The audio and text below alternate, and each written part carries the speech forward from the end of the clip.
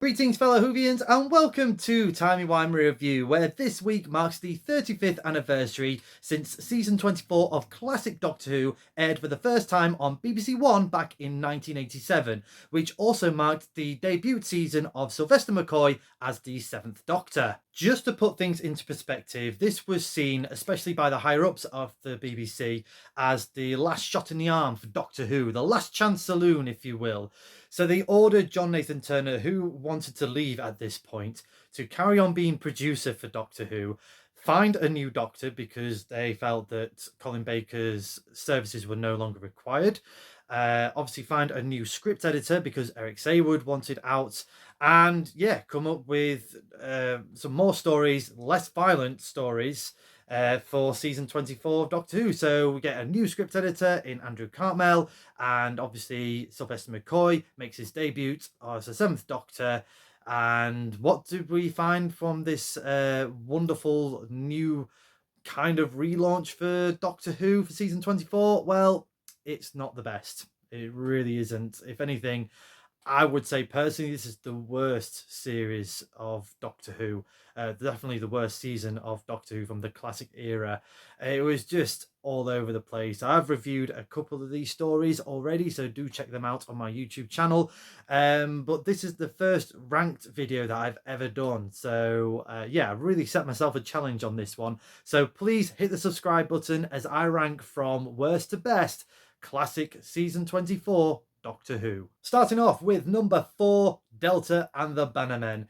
Now, there is some good things about this. I really like the costume and makeup for the Shimrons, especially the cliffhanger episode for part 1 with the green baby. Very much reminded me of the classic sci-fi series V.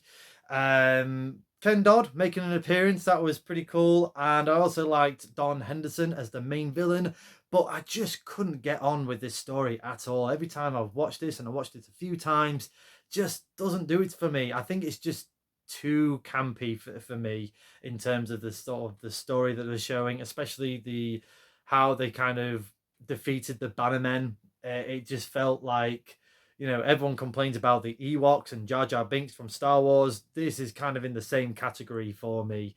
Also the setting being in the holiday camp Shangri-La. I wasn't a big fan of Heidi High, the TV comedy sitcom. Wasn't a big fan of that, and that old style of the Butlins holiday camp. I know it's a lot different now, very much different, but back then, if I was there, that would have been just pure torture for me. So having all that settings as well, I felt this story just had too much going on for a 3-part episode adventure. Way too much. Just a bit over the top for my liking. And the sort of 50s rock and roll that Keith McCulloch tried to do, again, just didn't sit with me. That here's to the future, just too much for me. I'm sorry. I know there's a lot of fans of Delta and the Bannermen out there, but for me personally, this ranks number 4. Number 3, Paradise Towers. Now, I felt that this 4-part adventure went on a bit too long. Ironically, I think it would have been better if Delta and the Bannermen was 4-part and Paradise Towers was 3-part. This needed a bit more tightening up, in my opinion. It just, again, had a bit too much sort of fleshed out, especially the scene with Mel in the swimming pool with the weird mechanical monster. I'll just quickly show you it because nothing against the story, but this never happened. That Mel obviously was in the swimming pool, but she wasn't rescued by the Doctor. That didn't happen. In that cliffhanger, the Doctor was attacked by the cleaner, and again, not a great cliffhanger either, because doing all these weird comedic facial expressions whilst the cleaner had its claw on him going, it just, that Sylvester McCoy does very well, better than what I could do. So that didn't help either. Richard Briers, which was who I got signed there, the late Richard Briers, he was brilliant as the caretaker. Really liked his performance. Apart from part 4, where he was taken over by the architect and being this zombie-like being, "What are you doing? Who wrecked my paradise towers?"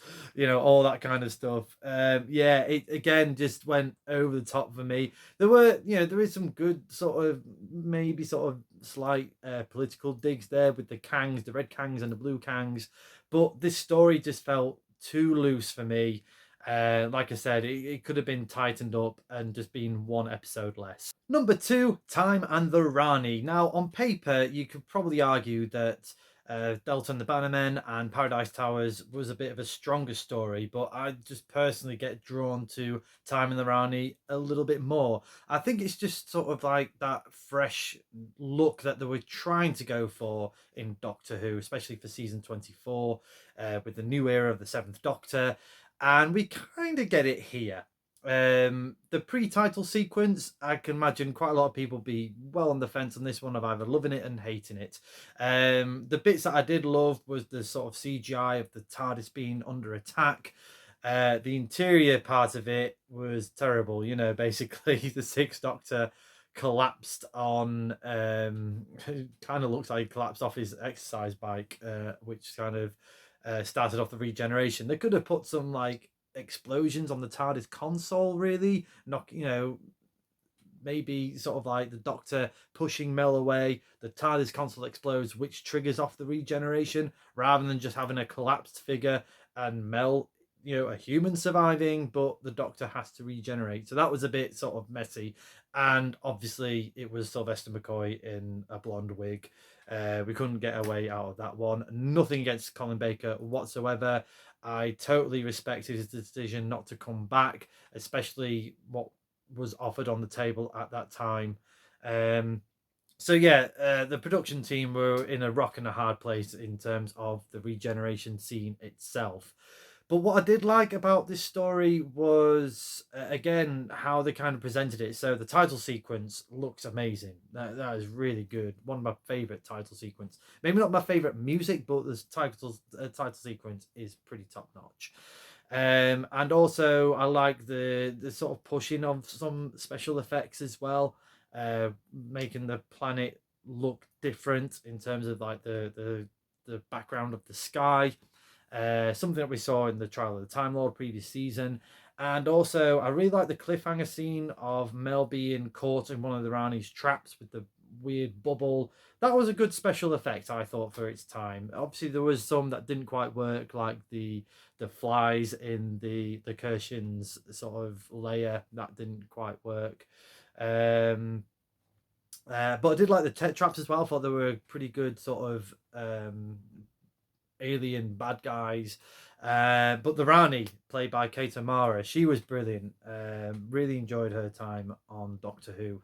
She just pitched the Rani perfectly for me. And, there was a lot of enthusiasm in her work. She wanted to come back. She was, a very popular Hollywood star at the time in Dynasty or Dynasty, however you pronounce it. But yeah, she really, wanted to come back and be the Rani once again for Doctor Who. And yeah, that was, top notch for her for doing so. In terms of, again, the story, yeah, it got away with it in my personal opinion, probably for not other people, with the Doctor being amnesia and the Rani dressing up as Mel. That probably, it is stretching it out. But I just have fun with this story, and it is all my personal opinions. Yeah, like I said, I have a bit more fun in this story. Not by certain on paper the best, really, in terms of introducing a new Doctor, but I can appreciate where it was going. And that leads to number one, Dragonfire. Now, again, this story definitely has its problems. The cliffhanger, that cliffhanger is, the main one, obviously. But also the Seventh Doctor slipping about everywhere and everyone else just walking normally on the ice. They didn't really explain that very well.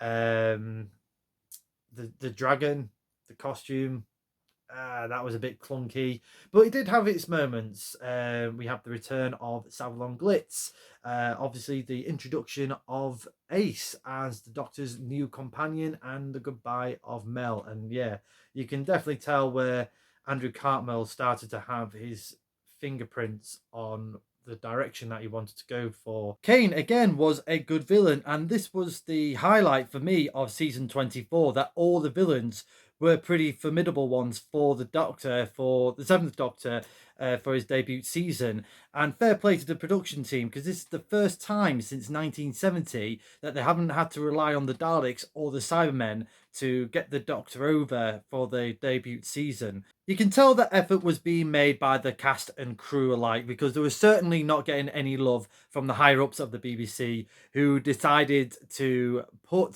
season 24 of Doctor Who up against Coronation Street to protect the show, to shelter the show. And yeah, that was just basically adding more nails to that coffin, in my opinion.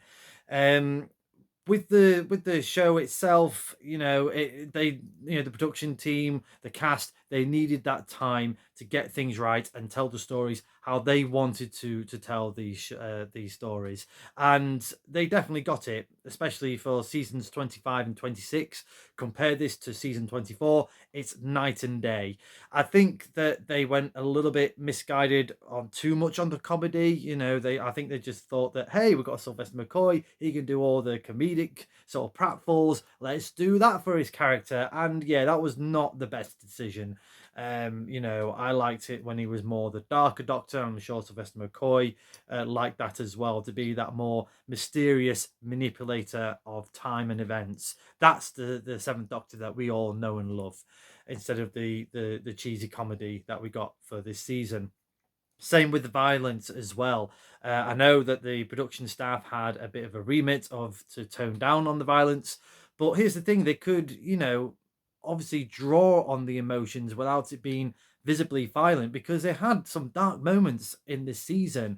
The space bus being destroyed in Paradise Towers with the passengers on board, the Savalon Glitz's spaceship being blown up with the population of Ice World, but they never really sort of followed up on an emotional level, because so it just didn't carry any weight. Same with like the sacrifice in Paradise Towers. Yes, you can tone down the violence, but don't cheapen it at the same time. There's ways and means in doing that, and I felt that they got that right for season 25 and 6. But most importantly, do you agree or disagree with my ranked list? Let me know in the comments below. I would love to see your ranked list from best to worst or worst to best, whichever order you would like to put it in. Next time on Timey Wimey Review, it's another celebration. In honour of its 20th anniversary, I will be reviewing the 5th Doctor story from Big Finish Audio, Spare Parts. Until then, thank you very much for watching this video. I hope you've enjoyed it. Please like the video, share the video, subscribe to the channel, hit the cloister bell for more notifications. Come say hello on my Twitter page at ReviewTimey, and do check out my other videos from the Timey Wimey Review YouTube channel. But as the good doctor once said, I'll grow on you.